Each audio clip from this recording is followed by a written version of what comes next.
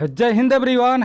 काफ़ी सारे दोस्तों को बीआरओ की नई भर्ती के बारे में पता चल गया होगा, लेकिन ये वीडियो सिर्फ उन साथियों के लिए है जिनको अभी तक बीआरओ की नई भर्ती के बारे में कुछ भी नहीं पता चला है। मेरे भाई फाइनली बीआरओ की नई भर्ती का फुल नोटिफिकेशन निकाल दिया गया है और आज से इसके ऑफलाइन फार्म भी भरे जाएंगे। आप लोग अपना थोड़ा सा कीमती टाइम निकालकर इस पूरे वीडियो को अच्छे से देख लेना। सारी चीज़ें मैं आप लोगों को इस वीडियो के माध्यम से बताने वाला हूं और इसके जो ऑफलाइन फार्म है ये भी मैं आप लोगों को दूंगा, ठीक है ना। तो परेशान नहीं होना है, पहले सब कुछ अच्छे से समझना है। ये ऐसी भर्ती होती है जिसमें अगर आपका सिलेक्शन हो जाता है तो जितने भी इंडियन आर्मी के रोड बनाए जाते हैं, जैसे बीआरओ का फुल फार्म ही होता है बॉर्डर रोड ऑर्गेनाइजेशन, सीमा सड़क संगठन, मतलब पहाड़ी क्षेत्रों में या जो बॉर्डर एरिया होता है उधर जो रोड बनाए जाते हैं तो वो बीआरओ के द्वारा ही बनाए जाते हैं। तो काफ़ी सारे दोस्त इस भर्ती के इंतजार में बैठे थे और आज से कुछ दिन पहले मैं इस भर्ती से रिलेटेड एक शॉर्ट वीडियो भी बनाया था। बार बार कमेंट आ रहा था, बार बार मैसेज आ रहा था कि कब से बीआरओ के ऑफलाइन फार्म भरे जाएंगे। तो मेरे भाई इसके आज से ऑफलाइन फार्म भरने चालू हो गए हैं और जितने लोगों के पास एनसीसी का सर्टिफिकेट है ना तो उन लोगों को पेपर में कुछ छूट भी मिल जाएगा। जिन लोगों के पास स्पोर्ट्स का सर्टिफिकेट है तो उन लोगों को भी पेपर में छूट मिलेगा। इसमें हाइट बहुत कम नापा जाता है और मेरे भाई 1600 मीटर का दौड़ होता है, 10 मिनट का टाइम मिलता है। यही होता है कि पहाड़ी क्षेत्रों में दौड़ाया जाता है, ठीक है ना। और जो पेपर कराया जाता है वो पेपर ऑफलाइन कराया जाता है।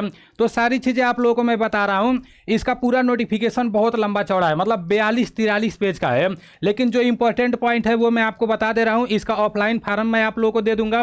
आप लोग को अच्छे से इसका ऑफलाइन फार्म भर के और अपने पोस्ट ऑफिस पर ले जाकर पोस्ट करना है, ठीक है ना। फार्म तो ऑफलाइन भरना है लेकिन इसका जो पेमेंट कटवाना है ना वो ऑनलाइन करवाना है। तो पेमेंट वाला जो लिंक है उस वेबसाइट का लिंक भी मैं इस वीडियो के डिस्क्रिप्शन में दे दूंगा। अच्छे से आप लोग सारी चीज़ें समझ लो, ठीक है ना। यहाँ पर वैकेंसी डिटेल्स दिया गया है। जैसे ड्रॉफ्ट मैन है तो ड्रॉफ्ट मैन में ऑल इंडिया के लिए 42 वैकेंसी है। हिंदी टाइपिस्ट के लिए ऑल इंडिया के लिए सिर्फ 10 वैकेंसी है। स्टोर कीपर जो टेक्निकल है सबसे ज़्यादा वैकेंसी है और हमें लगता है कि इसमें ही सबसे ज़्यादा फार्म भी भरे जाएंगे। जो स्टोर कीपर टेक्निकल है तो इसमें टोटल 300 वैकेंसी है ऑल इंडिया के लिए। उसके बाद से ऑपरेटर कम्युनिकेशन है, इसमें 261 वैकेंसी है। फिर ऑपरेटर एग्जीटिंग मशीनरी है, इसमें आपका ऑल इंडिया के लिए कितना वैकेंसी है, 207 वैकेंसी है। इलेक्ट्रीशियन में ऑल इंडिया के लिए 79 वैकेंसी है, ठीक है ना। तो आप लोग अपना कैटेगरी वाइज देख लेना भाई, एससी के लिए कितना वैकेंसी है, एसटी के लिए कितना वैकेंसी है, ओबीसी के लिए कितना वैकेंसी है। अगर कैटेगरी वाइज बताने लगूंगा तो वीडियो काफ़ी लंबा हो जाएगा और इसी वीडियो में सारी चीज़ें आपको समझाना भी है।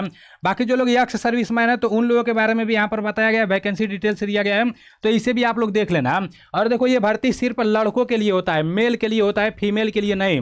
फुल नोटिफिकेशन में ये भी मेंशन किया गया है, अभी मैं आप लोगों को आगे बता दे रहा हूँ। तो जितनी भी लड़कियाँ हैं उन लोगों के लिए ये भर्ती नहीं है, सिर्फ लड़कों के लिए है, ठीक है ना। और खास करके जो लोग आर्मी के दीवाने रहते हैं, इंडियन आर्मी के दीवाने रहते हैं, तो उन लोगों के लिए काफ़ी अच्छी भर्ती रहती है, क्योंकि इंडियन आर्मी जैसा आपको वर्दी मिलेगा, खाकी वर्दी भी मिलता है, मतलब जहां पर आपका ड्यूटी लगेगा उसके हिसाब से मतलब आपको वर्दी मिलता है, 2-3 वर्दी मिलता है, ठीक है ना मेरे भाई।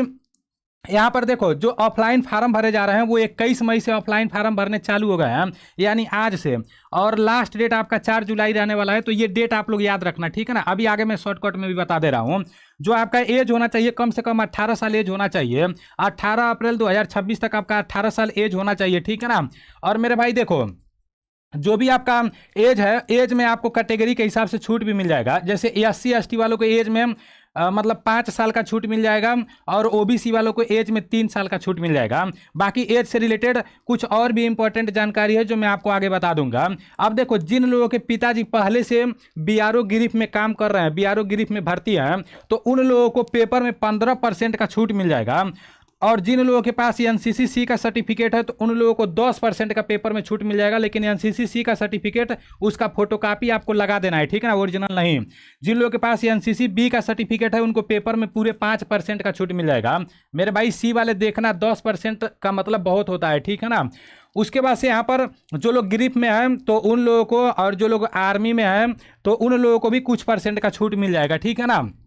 अब यहाँ पर ये बताया गया है कि एप्लीकेशन फीस जो आप दोगे तो वो ऑनलाइन आपको करना है। एक वेबसाइट का लिंक यहाँ पर दिया गया है, ठीक है ना, ये ऊपर वाला वेबसाइट का लिंक, इसका लिंक मैं इस वीडियो के डिस्क्रिप्शन में दे दूंगा।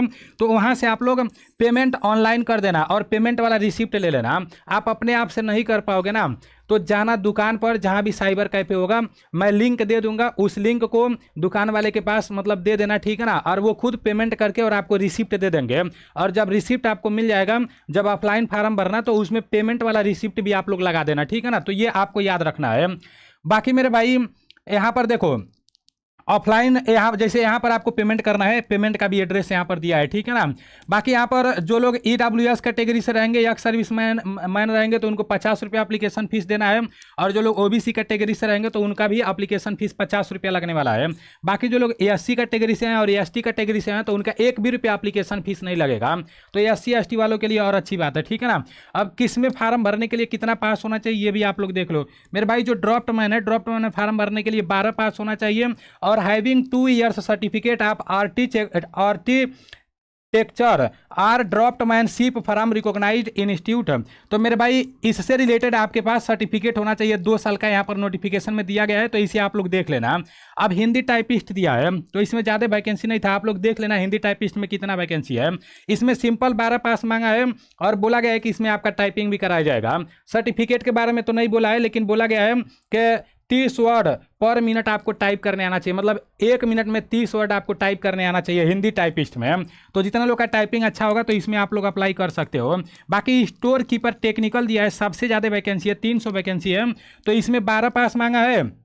और 12 पास के साथ साथ ये बोला है कि having store keeping knowledge relating to, जैसे ये बोल रहा है ना कि नॉलेज आपके पास होना चाहिए, जो भी आपका स्टोर कीपर टेक्निकल है तो इससे रिलेटेड आपके पास नॉलेज होना चाहिए। कोई एक्सपीरियंस सर्टिफिकेट नहीं मांगा है।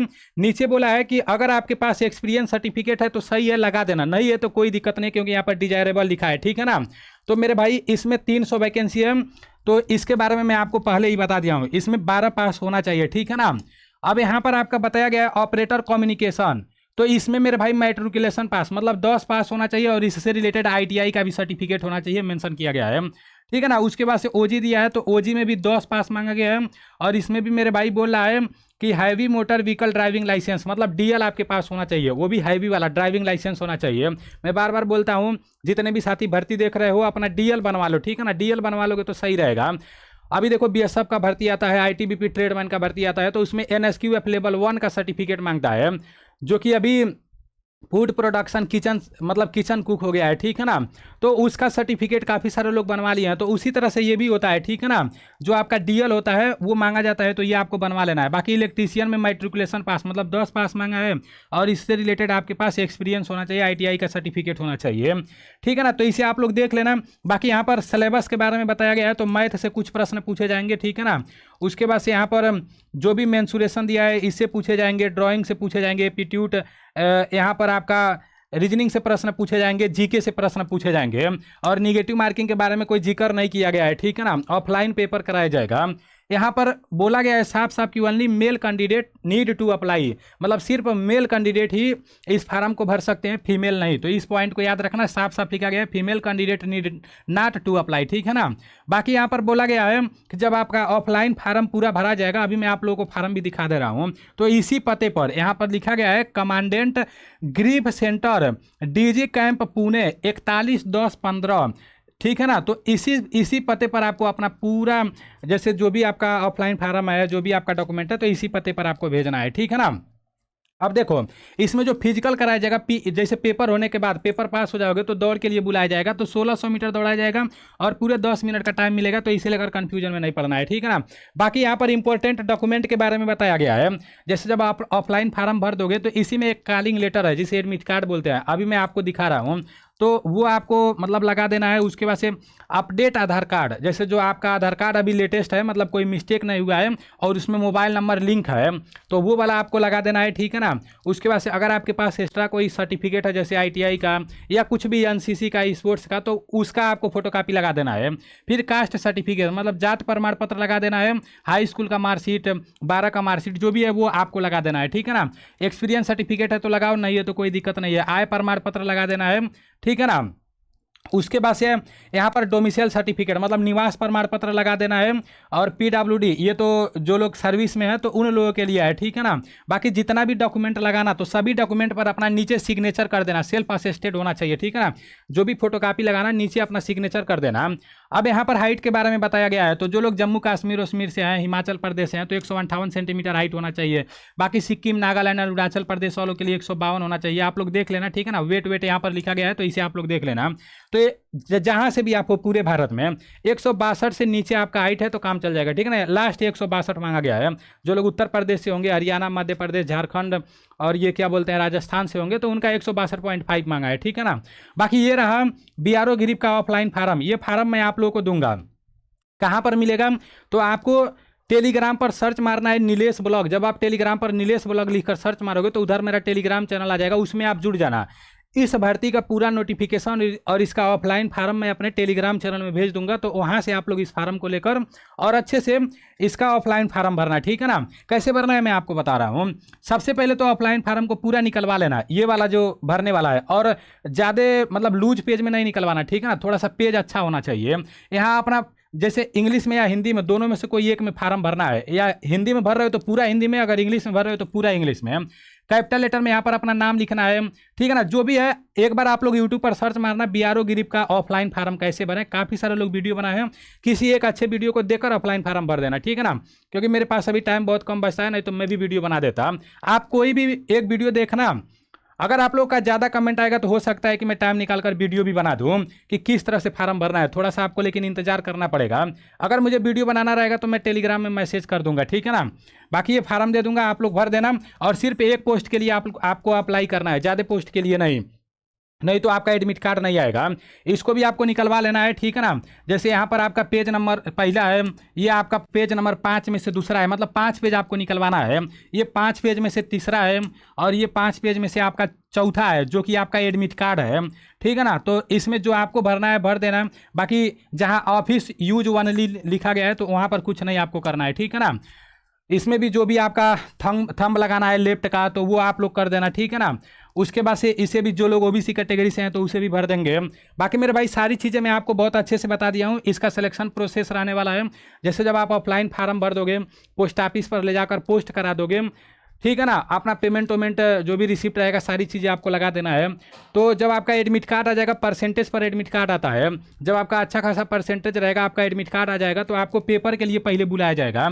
जब आपका ऑफलाइन पेपर हो जाएगा तो आपको दौड़ के लिए बुलाया जाएगा। जब दौड़ हो जाएगा तो मतलब ट्रेड टेस्ट किसी किसी में होता है, सभी में नहीं, ठीक है ना। जैसे मान लो टाइपिंग हो गया और भी बहुत सारी चीज़ें हो गया, तो ट्रेड टेस्ट कराया जाएगा। उसके बाद से मेडिकल होगा, उसके बाद से फाइनल डॉक्यूमेंट वेरिफिकेशन होगा, फिर आपका ज्वाइनिंग लेटर आ जाएगा। इसी पते पर आपको अपना पूरा जैसे डॉक्यूमेंट भेजना है, ठीक है ना। 21 तारीख से ऑफलाइन फार्म भरे जा रहे हैं, 4 तारीख तक लास्ट डेट है, तो याद रखना। और पेमेंट का भी आपका 4/7/2026 तक ही लास्ट डेट है, तो इसे देखना। 18 से लेकर 27 साल इसमें फार्म भरने के लिए एज होना चाहिए।